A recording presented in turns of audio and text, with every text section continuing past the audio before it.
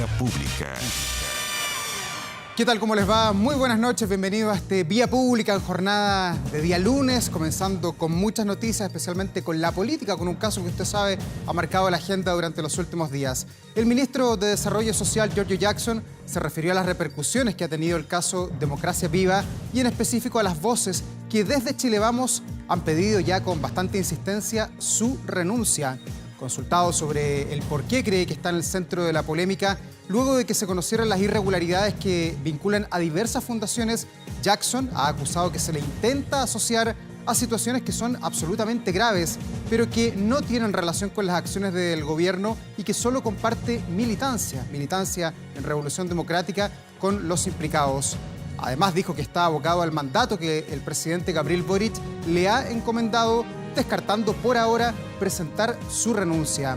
Mientras tenga el respaldo y también el mandato de poder dedicarme a estas tareas, como lo he conversado con el presidente de la República, voy a continuar dedicando todo mi esfuerzo a esta materia. Es parte de lo que dijo el ministro Jackson esta mañana, comenzando la jornada del día lunes. Comienza aquí, Vía Pública.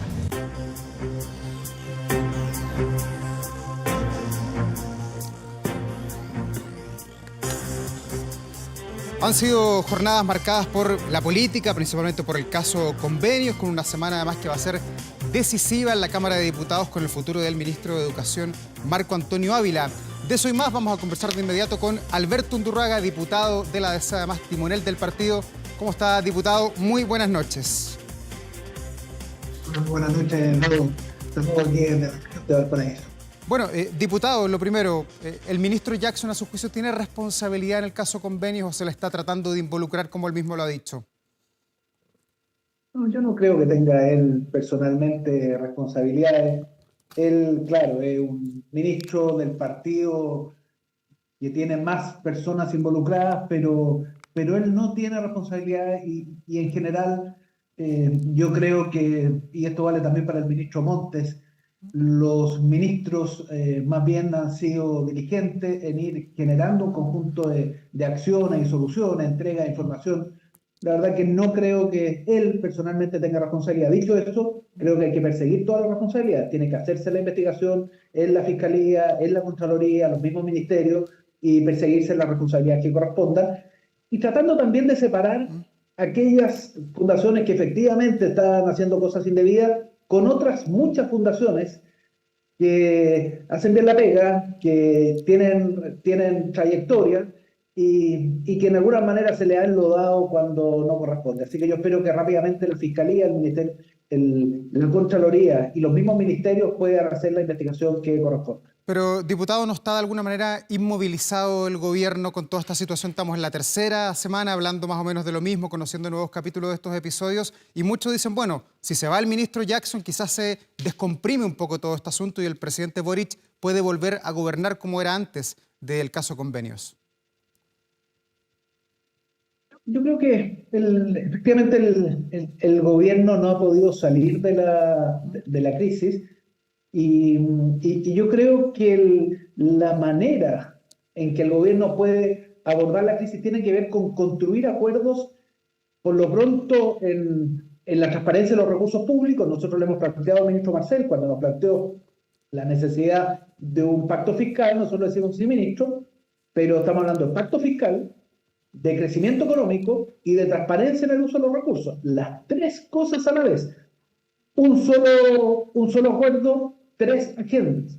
Y si el gobierno empieza a construir acuerdos para ir saliendo de esta crisis y construir acuerdos en otras materias, como por ejemplo en pensiones, que estamos cerca, ¿no? Que estamos relativamente cerca de construir un acuerdo, la verdad que es la forma de salir, más allá del natural proceso judicial que se va a demorar y vamos cada cierto tiempo a ver a personas declarando en el Ministerio Público, en Contraloría, en otros lados. Pero mi recomendación al gobierno es que retome una temporada de acuerdos, lo cual por supuesto tiene que ceder respecto a sus posiciones originales. Ya, y, en diputado, lo que tiene que ver con transparencia en el uso de recursos, vinculemos el pacto fiscal, el crecimiento económico y la transparencia en el uso de los recursos en una sola agenda. Nos reunimos con el ministro, quedamos de presentarle proyectos específicos en cada una de esas áreas. pero también en pensiones, también en seguridad. Y esa es la forma, como creo yo, que el gobierno debe ir Diputado, saliendo de la crisis, más que hablar solo de la crisis, que tienen su propio derrotero, que van a seguir las investigaciones y que en algún momento podremos decir estos son los responsables y estos no son los responsables. pero para salir de la crisis, diputado, ¿qué más tiene que pasar? ¿Cuál es el gesto que uno podría esperar? Porque algunos, ya he visto a varios analistas, columnas de opinión, también palabras desde la oposición, incluso de gente que antes estaba en el oficialismo, de que faltan más gestos de revolución democrática. ¿Usted siente que se ha hecho todo lo posible? Hoy día sacaron en la tarde un comunicado diciendo que no era una suerte de asociación ilícita, como trataron de decirlo desde la dirigencia de la UDI de la tarde, donde Pepa Hoffman habló de que era Giorgio Jackson el autor intelectual de este modus operandi. ¿Qué más falta? ¿Qué más debe hacer Revolución Democrática? ¿Qué más debe hacer Revolución Democrática? No es fácil la pregunta porque ellos están ¿Mm? inmersos en el problema, ¿no? Han tenido una conducción errática en las declaraciones iniciales, hay muchos militantes de ese partido que aparecen involucrados. Yo creo más bien que pensando en el gobierno, no en Revolución Democrática y que Revolución Democrática arregle sus propios problemas, pensando en el gobierno, la salida, y qué bueno para el país por lo demás, es construir una temporada de acuerdos. Vuelvo a decirlo, el país necesita acuerdos para avanzar. En el Congreso, el gobierno no tiene mayoría. En el Congreso los proyectos tienden a empantanarse. Bueno, ¿por qué? Porque no se construye acuerdos. Y creo que por ahí va la solución, más allá de lo que haga Revolución Democrática en sí mismo y pueda las decisiones que ellos tomen internamente. Ya, ¿y para usted el caso del ministro Carlos Montes es similar al del ministro Giorgio Jackson o las implicancias, el acercamiento que tienen en este caso es absolutamente distinto? Sucede que en el caso del ministro Montes, que claro, no es del partido donde se genera la mayor cantidad de casos, pero es el ministerio donde desde el punto de vista de los volúmenes hay mayores recursos. Yo creo que el ministro Montes es el primero que fue a regiones, se entrevista con el fiscal, hace sumario, incluso le dobla la mano al presidente de la República cuando deciden eh, pedirle la renuncia a un seremi que antes el mismo presidente había defendido. Yo creo que el ministro Montes más bien es parte de la solución, no del problema. Creo que hay que respaldarlo para que vuelva a tomar entonces también la agenda importante, que es la agenda de vivienda, la agenda de urbanismo, la agenda de los mejoramientos de vivienda en distintos lugares del país, cosas que no se pueden detener por esta crisis. Así que yo vuelvo a decirlo, ¿no? El gobierno para salir de la crisis, más que hablar tanto de la crisis, más bien tiene que dedicarse a construir acuerdos en cosas que le importan a la gente, en Diputado, seguridad, en pensiones, en salud, en desarrollo económico y, por supuesto, en la transparencia en el uso de los recursos. pero usted, diputado, no ve ninguna implicancia en el ministro Carlos Montes y se lo pregunto porque usted también fue ministro de Estado, un ministro de un ministerio incluso más grande, el Ministerio de Obras Públicas. Usted era el superior jerárquico, tal como es hoy día el ministro Carlos Montes, y uno de los mandatos de la Constitución es supervigilar lo que pasa en las áreas que son de su incumbencia. ¿Aquí habría faltado a sus deberes el ministro, pensando en su experiencia siempre? No, yo creo que no. Yo creo que, por lo menos con la información que tenemos a la fecha, no, porque justamente el jefe del servicio son los subsecretarios, ¿no? Y la jefa de servicio fue alertada de esto y la jefa de servicio reconoció que no informó al ministro. Por lo tanto, claro, hay un problema ahí de comunicación entre ministro y subsecretaria, pero eso no involucra al ministro como responsable. Y más bien, desde el momento que se entera, yo veo al ministro Carlos Montes empujando las soluciones, empujando las presentaciones de información a Contraloría, al Ministerio Público, pero a mí me gustaría verlo también saliéndose ya en el corto plazo, haciendo las dos cosas a la vez, no solo dedicado a lo que tiene que ver con la contención de la crisis, con entregar los antecedentes, con hacer las investigaciones, sino que también a construir viviendas, a mejorar los barrios, que es lo propio del Ministerio de Vivienda. Yo creo que el ministro Montes es parte de la solución, no del problema, y creo que hay que apoyarlo en ese sentido. Diputado Undurraga, vamos a otro tema, la acusación contra el ministro de Educación, Marco Antonio Ávila, que se va a ver ahí en la Cámara el día miércoles. Usted es uno de los que vota. ¿Va a votar a favor o en contra de esta acusación? ¿Tiene una posición ya definida usted y también el Partido Demócrata Cristiano? Bueno, yo he definido y he dado a conocer mi posición. Yo soy crítico de la gestión del ministro Ávila. Creo que tiene problemas de gestión en el ministerio. Creo que ha sido lento en la implementación de algunas soluciones educacionales producto de la recuperación de la pandemia y los aprendizajes. Sin embargo, ninguna de estas cosas es una infracción a la Constitución. Y las acusaciones constitucionales son cosas serias. Y nosotros no podemos banalizar las acusaciones constitucionales. Y después de haber estudiado la acusación y la defensa, yo he llegado a la convicción de que no se configura ninguna infracción a la Constitución en el caso del ministro Ávila, por lo tanto voy a votar en contra. En estas materias no hay, para ir a la segunda parte de la pregunta, no hay órdenes de partido.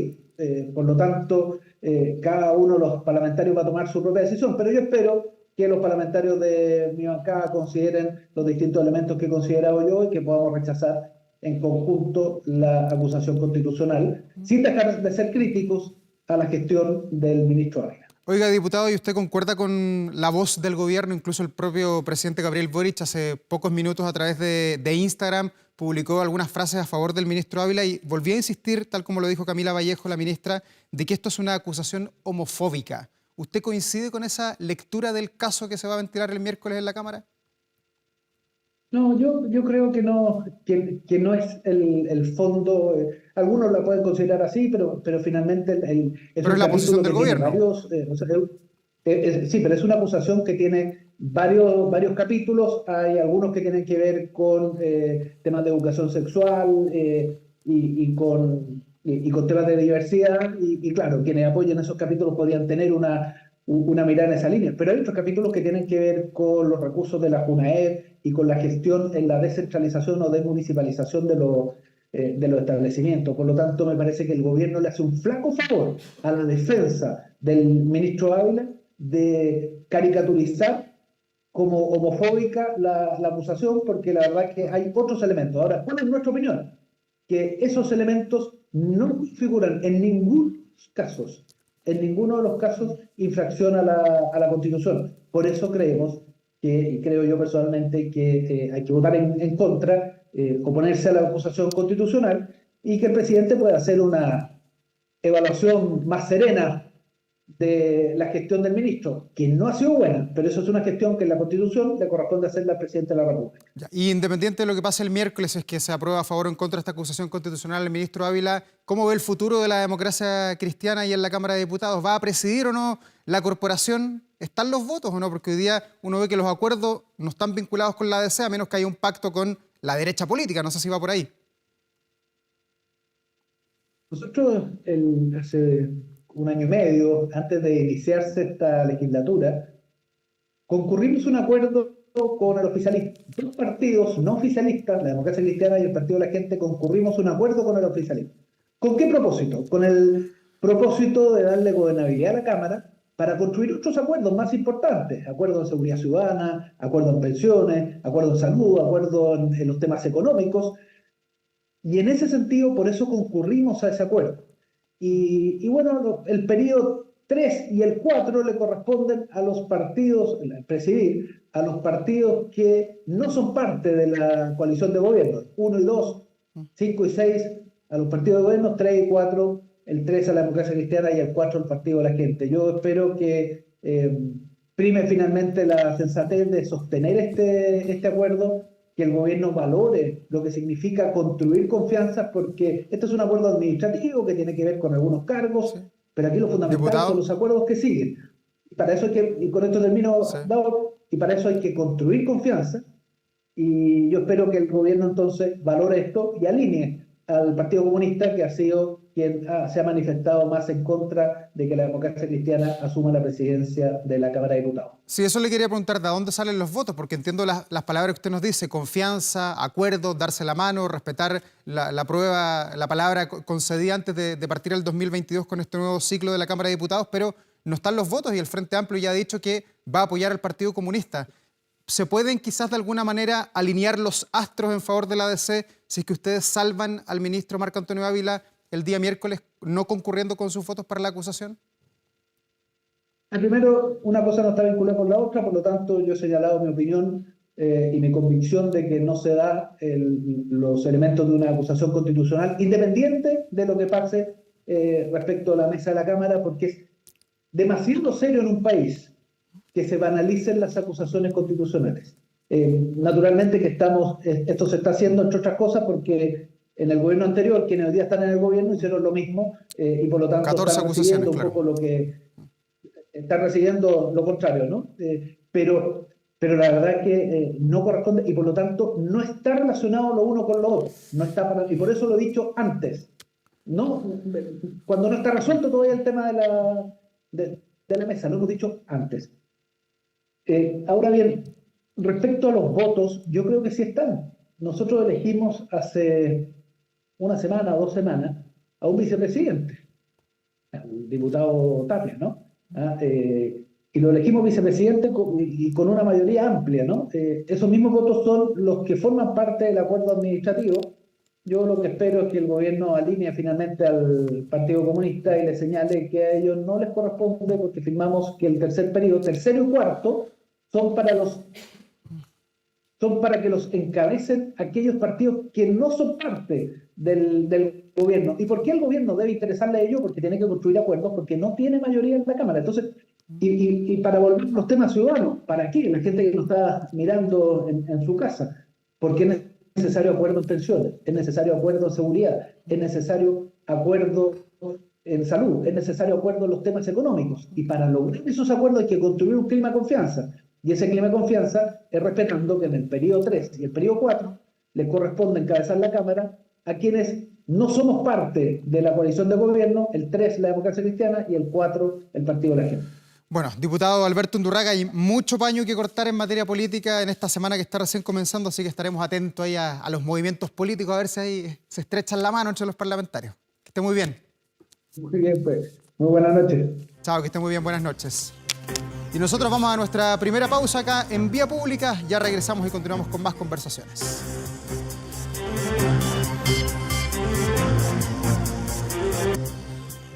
Ya estamos de vuelta en Vía Pública. Protéjase de la delincuencia con Tepillé, vigilancia en tiempo real de cámaras de seguridad con audio disuasivo para su empresa. Alarmas Tepillé con cámaras conectadas a su smartphone y también botón de emergencia móvil para su hogar. No sea usted de la próxima víctima y contrátelos en tepillé.cl. Bueno, y vamos a continuar conversando de la actualidad, esta movida semana política, este mes movido políticamente con las acusaciones de lado y lado, con el caso Convenios que se ha tomado, por supuesto, la agenda política y vamos a tomar contacto de inmediato con la senadora de Renovación Nacional, María José Gatica. ¿Cómo está, senadora? Muy buenas noches. Muy buenas noches. Bueno, senadora, ¿cómo ha observado usted esta semana, los últimos antecedentes? ¿Siente que la derecha política, después de tantas semanas involucrada en este caso, desde la oposición, ha sido responsable en sus dichos o no? Mira, en realidad como derecha, por lo menos desde el Senado, hemos tratado de ejercer y utilizar todas las herramientas que están en nuestras manos. Por ejemplo, hace un par de días atrás estuvimos en la Comisión de Vivienda del Senado con el ministro Carlos Montes para ver específicamente cómo se está abordando esta fuerte problemática. Esta semana, específicamente mañana, vamos a estar reunidos también en la Comisión de Vivienda con el Contralor General de la República para ver también puntualmente cuáles son las medidas que se están tomando sobre esta compleja situación. ¿Y qué esperan del Contralor en el día de mañana? ¿Ustedes sienten que se ha investigado de buena manera este caso Convenios? Ya vamos 3 semanas con diversos antecedentes, incluso en su región también han aparecido algunas fundaciones que están vinculadas a una u otra arista. Sí, esperamos en realidad de que nos indique cuáles son las medidas, por qué motivo quizás no se logró captar con anticipación toda esta situación que se está llevando hoy en día con las contrataciones directas de estas ONG y fundaciones. Y por otro lado, ¿cuáles van a ser las medidas que se van a tomar en definitiva? Hace un par de días atrás, de hecho, Contraloría anunció la investigación en todos los ministerios de los traspasos de recursos directos a ONG y fundaciones. Yo creo que ese es un gran paso. Y por otro lado, yo por lo menos le voy a solicitar al Contralor ver de qué manera poder mejorar, en este caso, a través de un instructivo, quizás probablemente, porque también se lo sugería el ministro Montes, mejorar el mecanismo de entrega de recursos directos asignadas a dedo, ¿cierto?, a ONGs y fundaciones, porque lamentablemente hoy día esto no se hace a través de ninguna licitación pública, sino que a través de una designación directa. Ya, Pero hoy día, senador, ¿usted siente que la Contraloría, también la Fiscalía se han aproximado bien a los casos que hemos conocido o de pronto uno siente que la prensa va mucho más rápido, conociendo antecedentes, ventilando, entregando los nombres de las personas que están involucradas? Sí, de paso felicitar a la prensa porque en realidad han sido súper rápidos en toda la información que ha ido saliendo y eso obviamente que también va mejorando y va agilizando los procesos. En ese sentido creo que ha faltado en realidad ser un poco más rápido en la investigación de la información, que se les haya de cierta manera pasado esta situación tan compleja, igual es complicado, pero yo creo que también se genera una oportunidad para la Fiscalía, para la Contraloría de poder ejercer mayor investigación en temas de probidad tan importantes como son los fondos públicos y sobre todo cuando son fondos públicos que son destinados específicamente para las familias más vulnerables del país como son los campamentos. Ya. Senadora, y en este caso convenio, ¿qué vínculos ve usted con el ministro Giorgio Jackson? Hoy día en la mañana dice, bueno, yo el único vínculo que tengo es que soy militante del mismo partido que las personas que están involucradas. Veíamos en la tarde a la presidenta del PPD, Natalia Pergentile, que decía que la derecha tenía una obsesión patológica con Giorgio Jackson. ¿Es tan así o no?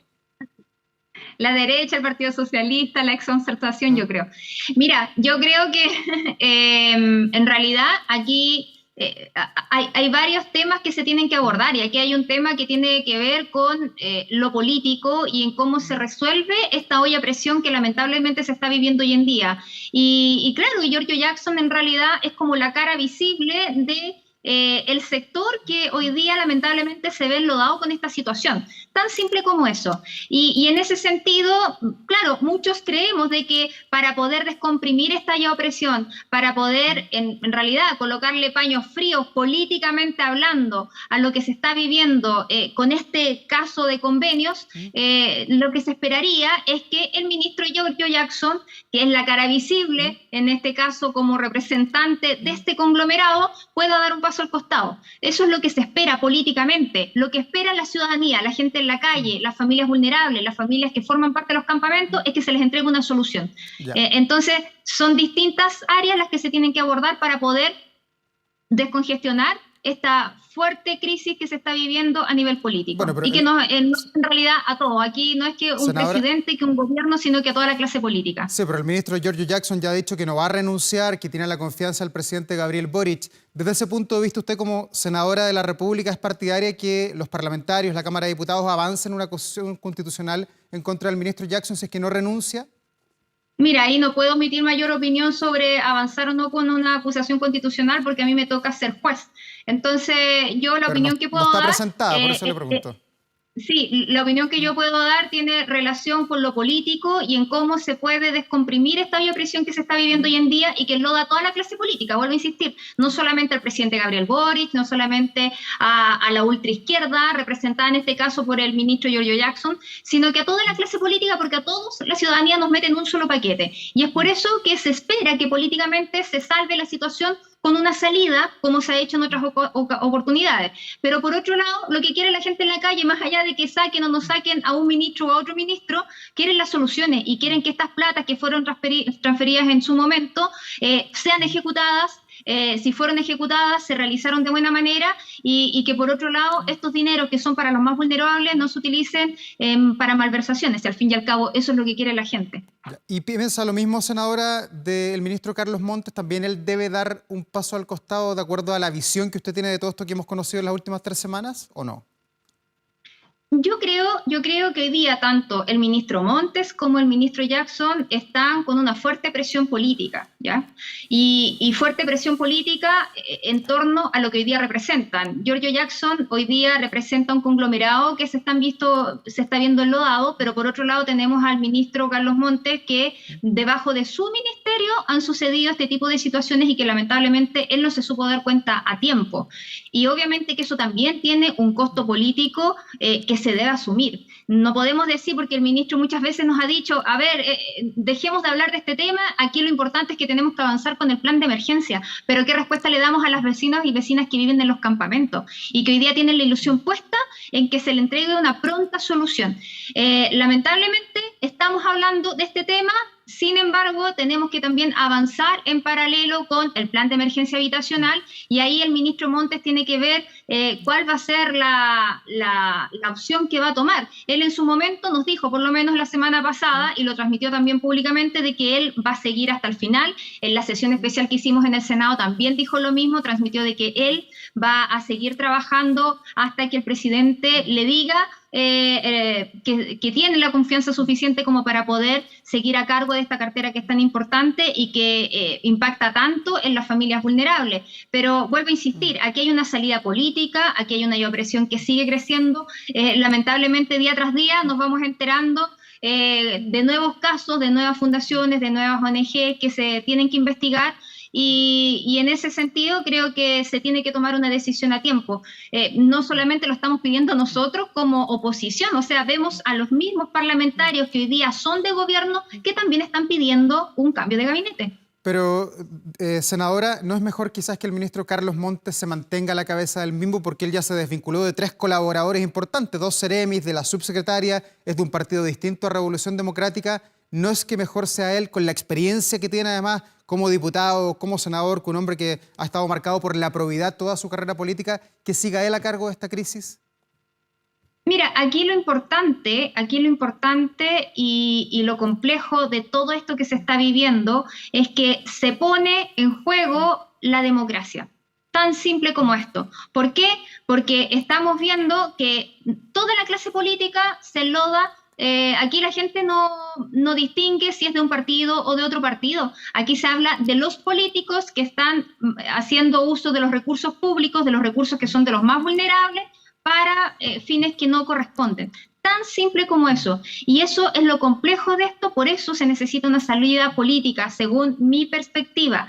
Y esa salida política es dar un paso al costado y de esta manera también descomprimir de cierta forma todo esto que se está viviendo. Esa decisión obviamente recae en el presidente de la República, en el presidente Gabriel Boric. Él va a tomar la decisión final, pero también creo que aquellos que hoy día están trabajando con el presidente tienen que también tener la capacidad suficiente para ver si le están haciendo bien o mal en todo esto que se está viviendo con el caso de convenios. Ya. ¿Usted cree que le va a tocar ver ahí en el Senado la acusación constitucional contra el ministro Marco Antonio Ávila, ministro de Educación? ¿Cree que va a tener luz verde en la Cámara de Diputados o no? Lo desconozco en realidad. Vamos a ver qué es lo que va a suceder. Yo he escuchado comentarios de todo tipo, por lo menos de mi sector. Da la impresión de que va para allá lo que se está viviendo, esta acusación constitucional, y que lo van a definir, tengo entendido que esta semana, el día miércoles, si no me equivoco. Como te digo, más allá, otra opinión no te podría dar, porque en caso de que pase al Senado me va a tocar también votar y ser juez de toda esta compleja situación. Pero no siente que Pero, senadora, ¿la derecha está obrando bien en impulsar estas acusaciones constitucionales, en eventualmente aprobarla el día miércoles? La va a tener que ver usted en el Senado, usted va a ser jueza en el caso de que tenga luz verde, cayendo quizás en el mismo que a la luz del tiempo se ve como un error político que tuvo el periodo legislativo anterior, donde hubo 14 acusaciones constitucionales, entre ellas 2 al presidente Piñera? Sí, hoy día nos piden tanto diálogo y ser tan empático, y tú lo acabas de mencionar muy bien. En la administración anterior, quienes nos gobiernan no tuvieron piedad política, pero eso no quiere decir de que nos tengamos que vengar o tengamos que mantener esa misma postura. Aquí, si se levanta o si se presenta, si se aprueba una acusación constitucional a un ministro X, como es el caso, en este caso particular, el ministro de Educación, es específicamente no por una pasada de cuenta política, sino por la acción en la labor de su cartera, de su ministerio. Y lamentablemente los resultados que hemos visto en el Ministerio de Educación estos años del gobierno del presidente Gabriel Boric no han sido los mejores. Entonces hay bastante descontento por distintas áreas, sobre todo con respecto a la educación, en torno a cuáles son las facultades que tienen los padres, ¿cierto?, para poder educar a sus hijos en temas tan importantes como, por ejemplo, es la sexualidad. Yo creo que ahí hay un tema súper fuerte, y que a mí por lo menos me ha tocado escucharlo de parte de los padres, y creo que que ese es el mayor problema que existe hoy en día. Entonces, vamos a ver cuál va a ser el resultado que vamos a tener, pero directamente creo que la acusación constitucional que hoy día se estaría discutiendo con el ministro de Educación tiene relación en cómo ha administrado la cartera del Ministerio de Educación y cuáles son los resultados que hemos tenido también en nuestros escolares hoy en día. Oiga, hemos hablado mucho de la oposición, hablemos de la derecha política. ¿Tiene definido su voto usted para la elección interna de RN o eso no se puede saber todavía? Sí, se puede saber, o sea, yo en todo momento he dicho que estoy apoyando a Paulina Núñez para la presidencia de Renovación Nacional. Creo firmemente de que es tiempo de que podamos renovar caras, de que podamos tener figuras distintas con una visión y con una defensa a la militancia de Renovación Nacional, pensando en que el próximo año tenemos elecciones, tenemos municipales, vamos a elegir alcaldes, concejales, consejeros regionales, gobernador regional, y ahí es donde más necesitamos una directiva del partido que pueda defender a nuestros militantes, que logre las mejores negociaciones, pero por sobre todo que entregue todo el respaldo y las herramientas a quienes nos van a representar en la calle a través de esta elección que se nos viene para el próximo año. Ya. Yo lo digo porque a mí me tocó ser candidata estos últimos años y chuta que es necesario tener a alguien que defienda los intereses del partido. ¿Y por qué no le gusta Francisco Rego, que viene desde fuera del poder legislativo en este caso?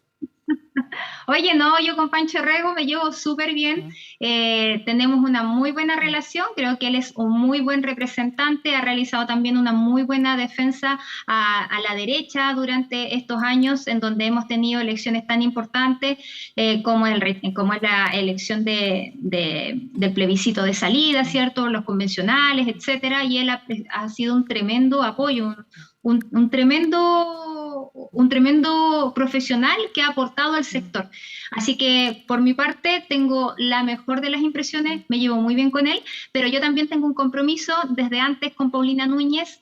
Creo que le haría bien a Renovación Nacional también ser liderado por primera vez por una mujer.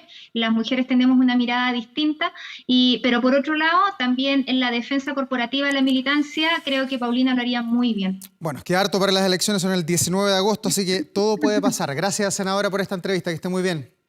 Bueno, cuídate mucho, un abrazo, chao. Que esté muy bien, buenas noches.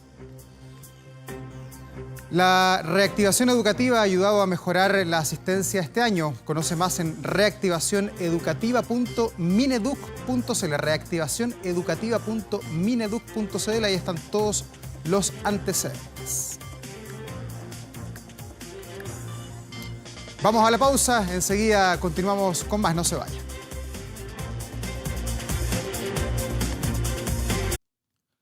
Ya estamos de regreso en este Vía Pública, terminando la jornada del día lunes y pensando, se ha hablado mucho esta semana de que va a volver a llover. Muchos se preguntan si viene tan fuerte como hace 15 días, donde los pronósticos se quedaron cortos y cayeron 400, incluso 500 milímetros en algunas partes de Santiago. Veamos lo que publica hasta ahora nuestro portal 24horas.cl. Están todos los detalles, todos los datos. Se viene la lluvia, es verdad, va a caer algo de agua en Santiago, principalmente entre la noche del martes y el comienzo del día miércoles. ¿Cuánto va a caer? Bueno, eso está publicado ahí en nuestro portal 24horas.cl. También todas las noticias del país, política, deportes y todo lo que usted está acostumbrado a encontrar ahí en nuestro portal, uno de los más visitados de todo el país. ¿Cómo terminamos la jornada? Con frío, nublado, están heladas las mañanas, para qué decir las noches, menos de 10 grados hasta ahora en nuestra capital.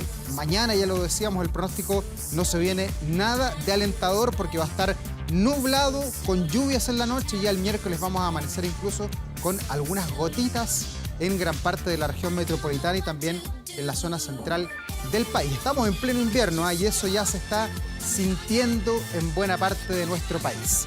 Veamos algunas regiones, algunas zonas del país. En el norte, Tocopilla tiene invierno, pero invierno con buena temperatura, 20 grados, no es lo mismo que 13 con frío como acá en Santiago. Y en el sur de Chile, nublado con 12 grados, temperaturas en el norte y también en el sur de nuestro país.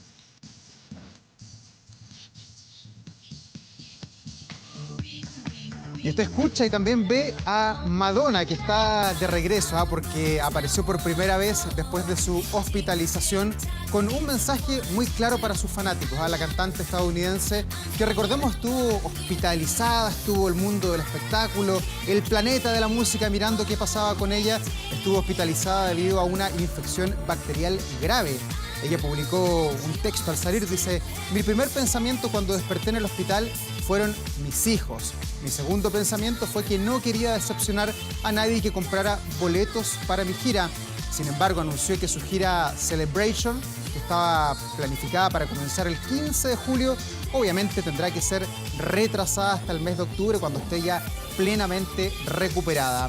A pesar de que estuvo en un muy mal estado, intubada e incluso, dicen los médicos, luchando por su vida, Madonna declaró que ya se encuentra mejor y que no podría estar más agradecida por la atención, por el apoyo, que en el caso de Madonna, al ser una de las grandes del mundo de la música, le llega la buena onda, las buenas energías desde todo el planeta. Con la música